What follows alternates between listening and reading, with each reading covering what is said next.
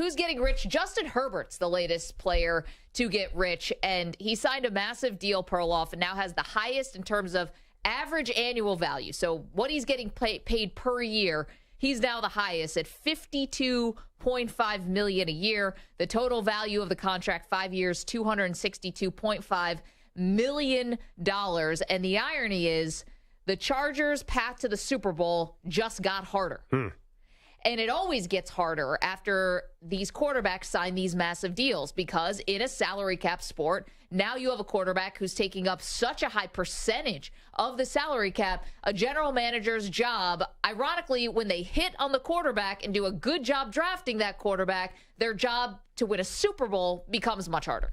Yeah, but if you're the Chargers GM or any GM in this situation, what are you supposed to do? You have no choice. It's an unfortunate curse of drafting the right quarterback is you got to pay him. And I still, as of now at least, don't see any other option other than paying this big dollar figure. You're exactly right. It is going to be harder, but you have to do it. Can you think of something else to do? Well, I do remember not that long ago, you and I aren't that old, but I do remember a time when you had to pay your running back. And now you don't have to do that. I remember a time when teams couldn't wait to pay a running back because they were such a big part of the offense and so important. And now the running back position, and not even Saquon or joking around about Josh Jacobs, you got Dalvin Cook out there who is a free agent and can't get a sniff yet. We have no idea what he's going to sign for, but it's probably going to be pretty shocking how low it is. And so things like this are cyclical. Well, yeah, but they haven't drafted running backs high in 35 years. You know, I know it's a little bit of a different issue, but draft position and quarterback, but it's the supply. I don't know. It feels like a long time. They're not paying the running backs did get paid. Some of them did, but nothing like these quarterback numbers. We're talking $260 million total. I'm talking about how things change all the time in sports because you have really smart people in front offices who are always looking for a way to get better, right? You're always looking for that. They call it an inefficiency, right? You're always looking for a way to get smarter and better. And right now, the quarterback salaries are so insane that to keep going this way, it just doesn't lead to winning Super Bowls unless you have Patrick Mahomes, who might go down as like the second best quarterback of all time when this thing is said and done. But all the analytics people I've seen so many different reports and studies that the best way to win in the NFL is to have excellent quarterback play. Rookie quarterback play. Not true. The best way to win consistently. Not rookie. I mean, young quarterbacks, not a rookie deal, pardon me. I'm saying to win. To be a winning team is you need good quarterback play. So you need to keep drafting until you find your guy. Now, that doesn't mean keep drafting him once you find your guy, because that has never been done. That's an experiment we haven't seen yet. But listen, how many guys on a rookie deal have actually won the Super Bowl? Like Russell Wilson. I mean, There's been two in the last 10 years. I just looked. Russell Wilson, who did nothing on that Super Bowl team, who just happened to be there, and Patrick Mahomes. Yeah. Everybody else was Tom Brady. Basically, Tom Brady screwed that off. Tom Brady is basically like tilted the record book. And to be honest, Mahomes now signing his deal and still winning has kind of tilted things as well. You see a lot of Mahomes. You see a lot of Tom Brady. We know Matthew Stafford did it. We know that sort of, well, I guess Carson Wentz was on a rookie deal with the year the Eagles won. But generally, yeah, it's not as clear cut as, oh, you got a rookie deal, you're going to win the Super Bowl. It's not. You have to do a lot of other things besides just have a low-paid rookie quarterback. Okay, but as the quarterback salaries get massive, I mean, all these quarterbacks who have these huge deals, all these guys win at Super Bowls. Justin Herbert, Lamar Jackson, Jalen Hurts got to the Super Bowl, lost. The stats will tell you Eagles aren't going back to the Super Bowl this year. We'll see what happens. You know, is Deshaun Watson winning a Super Bowl? These guys are getting paid so much money. Yeah. And if they don't win, teams are going to start, I think, waking up to this fact and saying, I don't know, maybe you just keep drafting quarterbacks. Or, you know, the San Francisco 49ers are kind of there, right? Like if Brock Purdy is still really good in the second year, and if they do win a Super Bowl, maybe people start saying, listen, we got to try to find a system. And we have to try to find a way around this, because the more we pay the quarterback, it seems like the less chance we have of winning a Super Bowl. Or how about this? Yeah.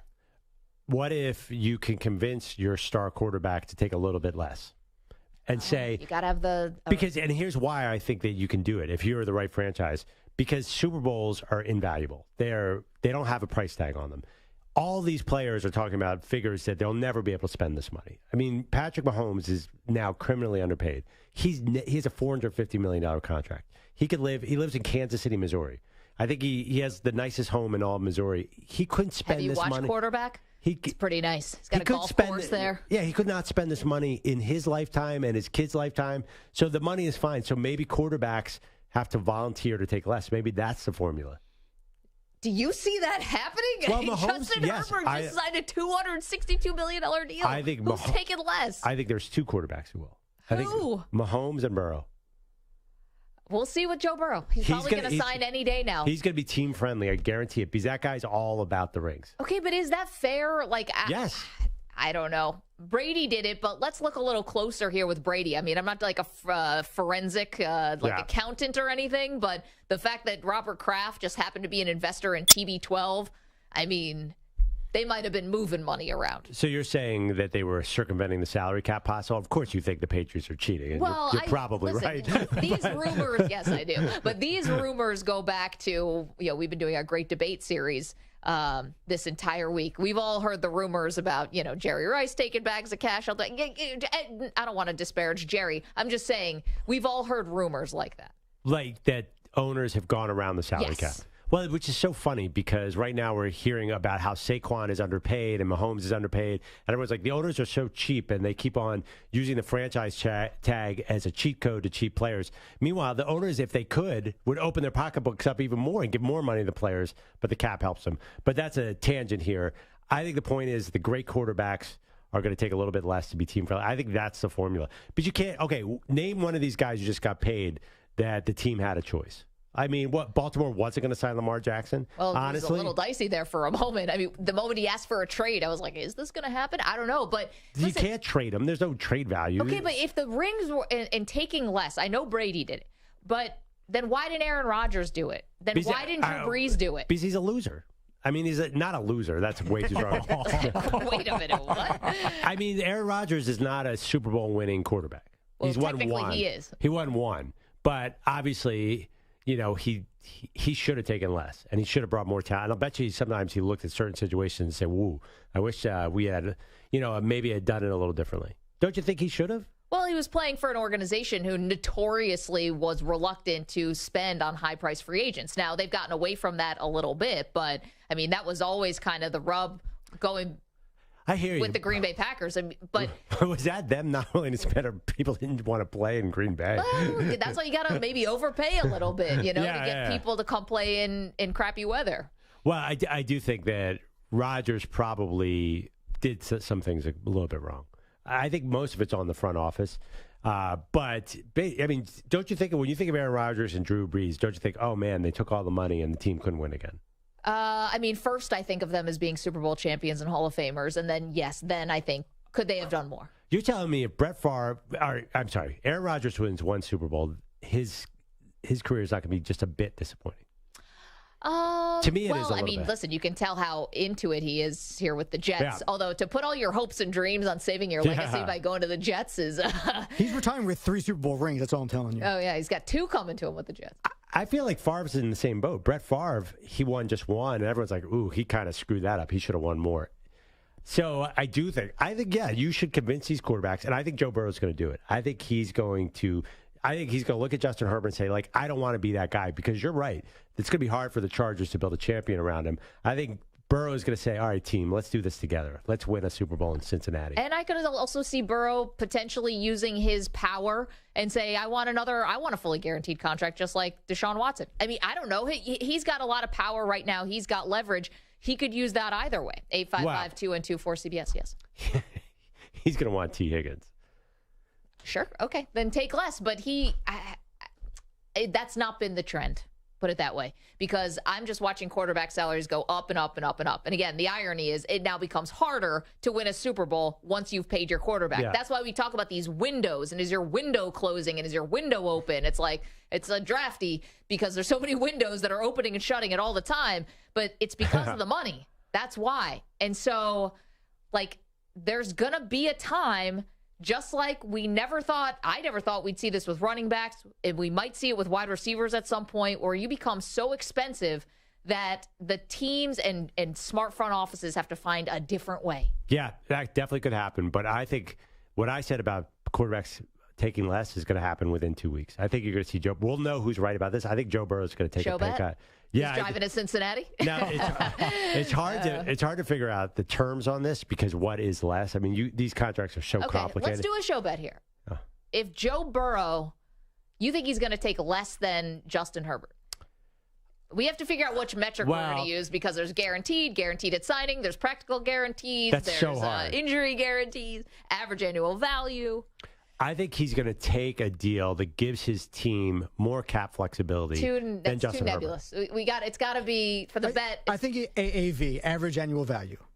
I think that's so. Herbert's at 52.5 right now, which is the highest in the league. That's kind of how we look at it. We look at either guaranteed, but guaranteed could be spread across 5 years, 10 years, whatever. So guaranteed is tough to look at also. You got to be freaking Einstein to take apart I think these just average yearly salary. Average annual. I will shake on this right now. You want to drive to Cincinnati? I don't want to drive to Cincinnati on this one. I think we need something a little higher stakes than this. How about like I'll eat a bowl of Skyline chili. Way, these people are killing themselves on these scooters. I don't know why anyone would ride one of these. Anyway, okay, sorry. So I think that Joe Burrow is going to come under the 52.5, and I think one of the reasons he's going to do it is because he's going to have more than 5 years. But listen, here's the thing. I kind of want you to eat the Skyline chili. We've done a lot of food challenges around here, but only if you can do it with no hands. That sounds fun. Sure. So you'll do it too? Sure. We promised we'd stay away from food challenges, and we didn't even make it 2 weeks. Listen, we need like a big bowl though, because like once you get like halfway down, unless you have like a dog tongue lapping up the bottom of it, you got to figure it out. You need like a big bowl to get your whole face in there. I think you can order that online too. You get frozen Skyline chili delivered from Cincinnati. I'm almost sure you can do that. Okay. Yeah, I bet we can. We'll figure it out. I'm not worried about that. Give us a number. Let's set a number today. What's the average annual salary? 52.5? Justin Herbert's is 52.5. I think Burrow's going to come in over that, and you think it's going to be under. Yes, I think Joe Burrow is going to help his team out, and he's going to take under that. Because you think it's going to be a 6-year deal or 7-year deal. I think he's going to do a Patrick Mahomes-like deal. Man, so maybe I don't want to go AAV here. I might want to go practical guarantee. No, you can't change it now, Maggie. I kind of want the full guarantee, though, because that's what's going to hamstring the Bengals, right? No. No, because if it's a 10-year deal, the amount of guaranteed isn't necessarily going to hamstring him as much, depending on how long of a deal he gets. No, I know. If he signs a 10-year deal, his average annual is going to be low. That's the whole point. Right, but his guaranteed might be high, but it might still be... I know, so I'm the one who's going to be eating the chili. Right, that's my point here. I'm hoping that you eat the chili. I know. That's why maybe I don't want to go average annual. I could go full guarantee. Well, yeah, but I'm just saying he could go a big full guarantee, but if he goes more years, then he's still helping the team. The full guarantee doesn't really even matter. All right, let me think about this for a second. Oh, come on, Maggie. It'll be so fun to eat this. And by the way, I might lose. I mean, Joe Burrow's better than Justin Herbert. Yes, Stu. I'm shocked Perloff doesn't want to go to Cincinnati. His favorite baseball team is there. Can he drive there and watch the Reds play, watch Ellie De La Cruz? Thank you, Stu. Actually, I would not mind going to Cincinnati. What a bad bandwagon fan you are. You don't even want to drive to Cincinnati to see your beloved Reds. I definitely drive to Cincinnati. I actually once did a fantasy football event in the East Ash, I think is the name of the town. It's a suburb of Cincinnati. I had the best time. People are I love awesome. Cincinnati. Yeah. GW used to play Xavier, and he used to ask to go on that road trip. Loved it. All right, but all the driving bets are always one way because you don't like driving long. You don't even like driving an hour and a half somewhere to I don't New even Jersey. like commuting into the office, but I do it for you guys because I don't want to be home. You're like, Perloff, why don't you drive to El Paso? And I'm like, you just complained because you had to go from North Jersey to another part of North Jersey. I do not like to be in the car. 855-2124-CBS, 855-212-4227. All right, average annual value. That's a sexy number right there. This isn't something accountants would love this bet. I know. So number one right now, 52.5. I mean, it makes, by the way, why would you feel bad about that? It would make perfect sense for Joe Burrow to have the highest average annual value. I know. I don't feel great about this because I think Burrow's going to sign the longer contract, but I will say it's going to be more than Justin Herbert average annual value. Yeah. That was an evil laugh. I know, it was very evil. I'm laughing. I'm laughing because we're going to need a forensic accountant to figure out what the heck the average annual value is. No, Spotrac and Over the Cap will have all of that. AAV is very simple. I mean, at least, on these websites. Yeah. Patrick Mahomes is 8th, and this is why they're going to be know. a dynasty. But I also heard that Mahomes has a huge cap hit this year, which I never understand, too. It's not like it's not sometimes evenly applied all the way through. It's his dead cap, which is huge. It's like 40. I think this year in particular they have a huge cap. So the thing is, it's 134 million. But the dead cap has to do with signing bonus plus the length of your contract. So of course it's going to be big because it's a long-term deal, and they're not cutting Patrick Mahomes, so who cares?